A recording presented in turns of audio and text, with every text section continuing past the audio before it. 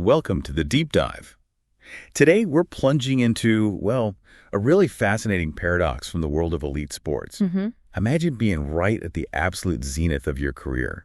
I mean, dominating your field. Totally. And then, at just 26 years old, simply walking away. It sounds unbelievable, doesn't it? It really does. But that's precisely what tennis icon Bjorn Borg did.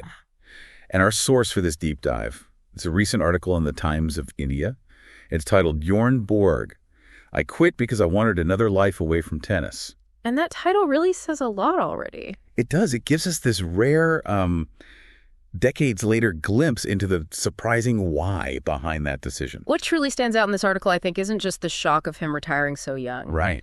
But Borg's candor, as a 66-year-old looking back on it all. That perspective is invaluable. Exactly. He offers this unique, really reflective view on the true, often hidden cost of that kind of unparalleled global success. So our mission today is to really unpack his reasons, how his perspective maybe evolves over time, and what his whole story reveals about the relentless demands on these sports legends. Yeah, the pressure is immense. It's truly a profound paradox, isn't it?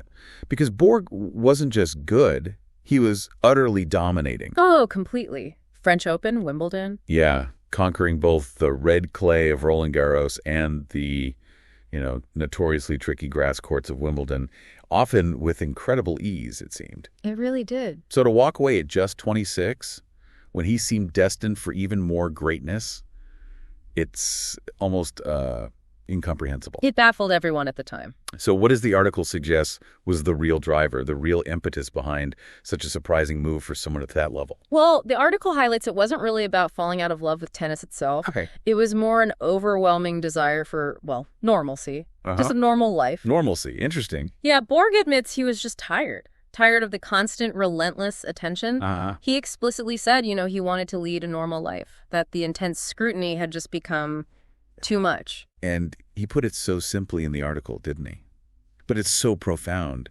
He recounted, whatever I did, there were hundreds of people around. Imagine that. Everywhere. In the beginning, you love that, but after a while, you want to have a private life, and I didn't have it. Wow. That's why I stepped away. I wanted to have another life away from tennis. Hearing it put like that, directly from him, you can almost feel the weight of that constant public gaze, can't you? Absolutely. It's suffocating just thinking about it. And expanding on that point, Borg offers a really compelling comparison to, modern tennis players. Oh, yeah. How so? He clearly states, today, the players have more security. Right. Security teams, structured privacy. Exactly. And he says, if I had security like today, I probably would have played many more years. Wow.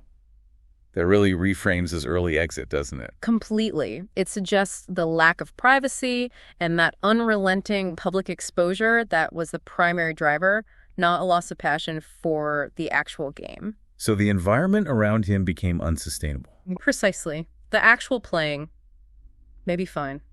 The life that came with it, not so much. So the environment was a primary determinant then. It really shifts the narrative of his retirement. Suggests those external factors were just as significant as any internal drive or lack thereof. Yeah, I think that's a fair assessment based on what he said. And while that intense public glare ultimately drove him away, the article also reveals another side of his time on tour, the personal connections. Maybe those offered a different kind of solace. He mentioned his long-standing friendship with the Indian player, Bjorn Borg. Oh, right. A bond spanning, 5 decades? Exactly. And what's particularly interesting there is how it began way back at the 1973 Wimbledon. And it lasted all that time. Yeah, endured for over 50 years.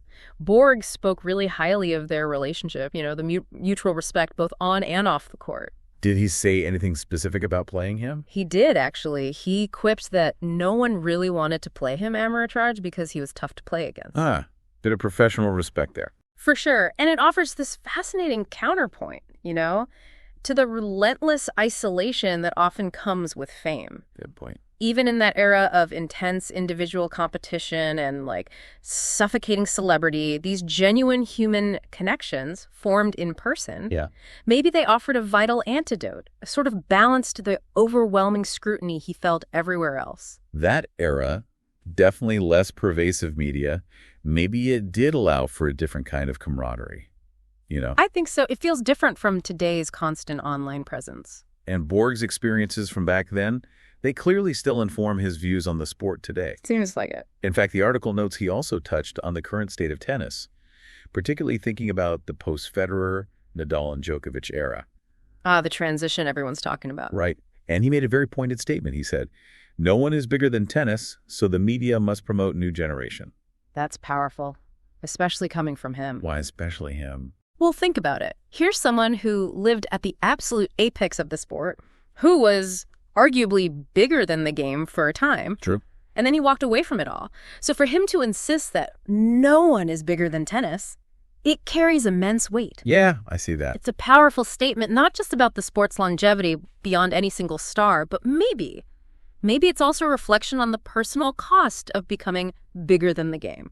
Interesting angle. Yeah. Like a warning, almost. Perhaps. He's hinting at the essential need for new blood, new stars to carry the torch, but ideally maybe free from the kind of suffocating, all-consuming attention that he personally experienced. Right. Let the focus be on the tennis. Exactly. So, wrapping this up, what does Bjorn Borg's story really mean for you listening? It's a great question. Because it's far more than just a tale about tennis, isn't it? It feels bigger. Absolutely. It's a really powerful reminder that even when you're at the absolute pinnacle of what seems like an ideal career, there can still be this profound, almost desperate longing for something else entirely. Like a private life, a different kind of fulfillment. Precisely. And his own words, remember, that he probably would have played many more years with modern security. Yep. Right. That just underscores how significant that longing for privacy, for normalcy, really was for him. It prompts us to consider, doesn't it?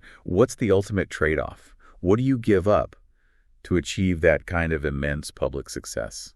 It's a huge question. And looking at the broader implications, Borg's honesty, his candidness about the crushing attention and the lack of privacy, it highlights just how dramatically the landscape for public figures has shifted, especially now with social media everywhere. Well, completely. The scrutiny is 247 now. Right. And it truly makes you wonder, if they'd had the chance, how many other historical figures burdened by that kind of intense fame might have chosen a radically different path if they could have somehow just found a way to just be normal. A fascinating thought to end on. What price normalcy?